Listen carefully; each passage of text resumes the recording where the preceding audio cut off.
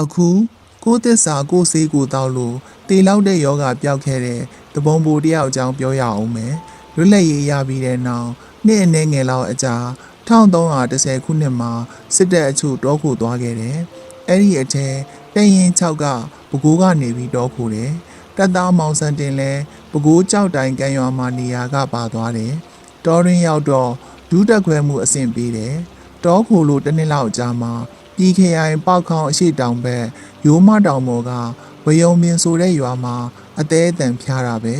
ဒီလိုဖျားတဲ့အခါဆရာဝန်များကကူးလို့တော့ဖြင့်မရတော့ဘူးဆိုတဲ့စကားသံတစ်တစ်ကြားလိုက်တယ်ဒီတော့အော်နာဘေးနှိပ်ဆက်လာရင်ဘသူမှမကယ်နိုင်ပါလားဖះတရားမှတပါအားကိုးရာမရှိတော့ပါလားလို့အောင်းမိမိတယ်တပုံမိုးတယောက်ကဘာဖြစ်လို့ဖះတရားအောင်းမိတယ်လဲဆိုတော့ဇာတိကမန္တလေးတောင်ပြင်ချမ်းမြသာစီဤရတာသာသနာလွန်ထုံးကားတဲ့နေရာကမွေးဖွားလာတဲ့သူဖြစ်လို့စစ်သားစစ်ဘိုလ်တပုံဘွားရောက်ပြီမဲ့လို့အရေးတစုံကို၌ကြုံလာတော့ဖះကုံတရားကုံကိုအောင်းမိတတ်တာပါပဲဒီလိုဖះကုံအောင်းမိနေရကငယ်စဉ်ကတောင်သူလုပ်ပြီးမိဘကိုကျွေးခဲ့ရတာတွေလည်းတွေးမိပြန်တယ်အခုတပုံဘွားနဲ့တောထဲရောက်နေတော့မိဘနဲ့လည်းဝေးကျွေးလဲမကျွေးနိုင်တာတွေကိုတွေးမိပြန်တယ်ဒါတွေဟာအမှန်တွေဖြစ်လို့သစ္စာပြုရရင်တော့ကဲမြည်သူပေါ်လာမှာပဲလို့ထင်မိပြန်တယ်ဒါနဲ့သစ္စာပြုလိုက်တယ်သစ္စာပြုပုံငယ်စဉ်ကမိဘကိုတောင်သူလှုပ်ကြွေးခဲ့တာမှန်တယ်အခုမကြွေးနိုင်တာမှန်တယ်ဖះကဲတော်မူပါကဲသူပေါ်ပါစေနောက်ကိုမိဘကြွေးဖို့ကံရှိသေးရင်ဖះကဲတော်မူပါကဲသူပေါ်ပါစေဒီလိုသစ္စာပြုရင်အိပ်ပျော်သွားတယ်မိကနေဖြစ်သွားလို့အိပ်ပျော်တယ်ထင်တာပဲဒီတော့ဝိဖြူစင်ကြယ်နဲ့လူတယောက်လာတယ်ဘာဖြစ်တယ်လဲလို့သူကမေးတယ်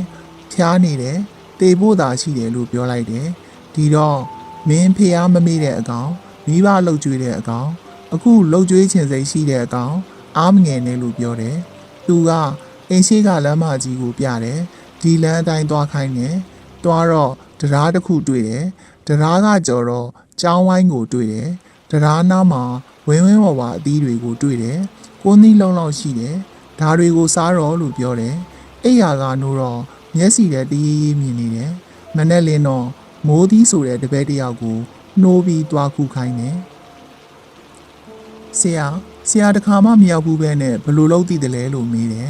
အိုးမရောက်ဘူးပေမဲ့လို့ငါပြောတဲ့အတိုင်းသာသွားတွေ့တဲ့အသီးသာခူးခဲ့လို့ခိုင်းလိုက်တယ်ညကမြင်တဲ့လမ်းဟာရွာကထွက်တော့ခြေလမ်း200 300လောက်မှတကယ်ရှိနေတယ်မိုးသီးကခိုင်းတဲ့လမ်းတိုင်းသွားတယ်တရားလဲတွေ့တယ်ကြောင်းဝိုင်းလဲတွေ့တယ်တရားနာကသီးနေတဲ့အပင်ကခူးခဲ့ဆိုရင်ဝင်းဝဝါထိန်နေအောင်သီးနေတဲ့တမြာသီးတွေကိုခပိုက်နဲ့တလုံးခူးလာခဲ့တယ်ခွဲပြီးအရည်တွေညှစ်လိုက်တာလက်ဖက်ရည်ပကံတစ်လုံးလောက်ရတော့စားထည့်ပြီးတောက်တော့မယ်လို့လုပ်နေတဲ့အခါ